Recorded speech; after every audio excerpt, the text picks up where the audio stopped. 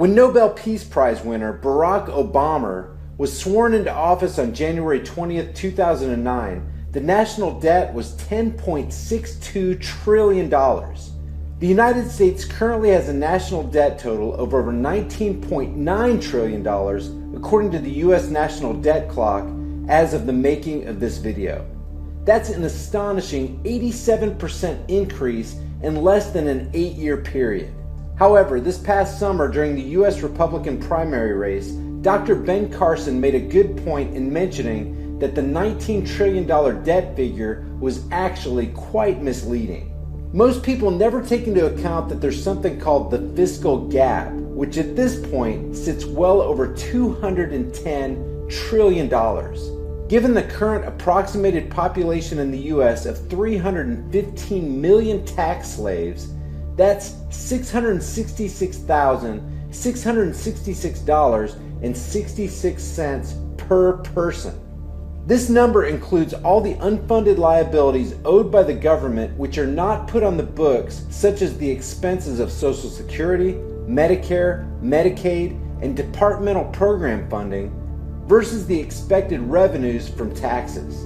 The two numbers should be equal or roughly balanced, much like you balance your own checkbook. When they're not in alignment, it's referred to politely as a gap. The only reason the United States is able to sustain such a massive gap in debt is because the dollar is a world reserve currency and as such has the ability through the Federal Reserve to print infinite amounts of money. If you want more information on this petrodollar arrangement and the fascinating and incriminating history lesson they're not allowed to teach you in school, you'll want to see this video. In the past, we've seen just how destructive the renunciation of a nation's debt can be.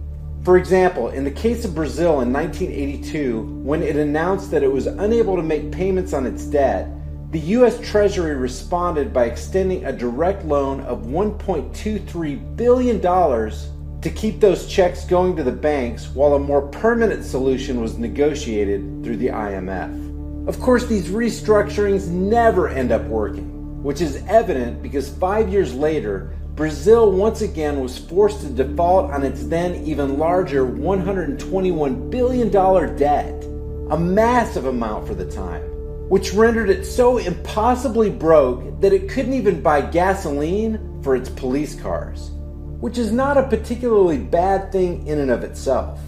Now, the result of a default or restructuring is always the same. The burden rests solely upon the shoulders of taxpayers. The same was true of Argentina in 1982 when they could no longer service their debt. As always, their creditors immediately began negotiations for rollovers, guarantees, and new IMF loans, which would eventually plunge them even further into debt.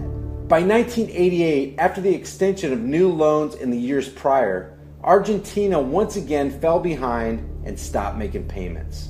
Now, getting back to the US, Trump is sending more mixed signals than a quarterback with Tourette syndrome. On the one hand, Donald Trump has appeared to have expressed interest in returning to a precious metal standard through his meeting with former CEO of the Bank of BB&T, John Allison, who stated, quote, the U.S. should go back to a banking system backed by a market standard such as gold, end quote. On the other hand, it's already been confirmed that ex-Goldman Sachs banker Steve Mnuchin is Trump's pick for Treasury Secretary. And this is incredibly ironic considering Donald's staunch criticism of Hillary's acceptance of money from that same bank for speaking engagements. This, along with many other potential appointments, make it seem as though Trump is just refilling the swamp, not draining it.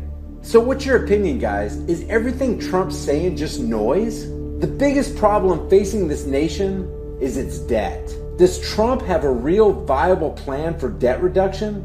Even a return to the gold standard, which would be the best case scenario, would cause the biggest worldwide depression in world history because it would necessitate a reneging on the current debt, which mostly underpins the entire world's financial system. In other words, something major must be broken if you want the debt to stop piling up. There's got to be a washing away of sorts.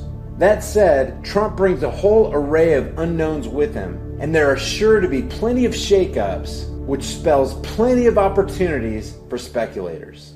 In the meantime, what's your personal opinion about Trump's tweet that nobody should be allowed to burn the American flag? If they do, there must be consequences, perhaps loss of citizenship or a year in jail. What do you guys think? Should an individual be allowed to burn his own property if he wants to? Is the burning of the American flag protected under the First Amendment? Leave your thoughts in the comments section below. Guys, thank you so much for watching my video. If you enjoyed it, give it a thumbs up and share it on Facebook, Twitter, and Instagram. If you want to see more videos like this, click that big red subscribe button down there, and as soon as I upload a video, you'll be one of the first to see it. If you want to support this channel, pick up one of these hard-hitting, conversation-starting shirts. You'll find the link in the description below, along with a plethora of other hard-hitting, high-impact designs. Remember, guys, the price of freedom is eternal vigilance, and indifference to this notion is the means by which the people will secure their own oppression. Let's stop securing our own oppression, and let's start today. I'll see you guys in the next video.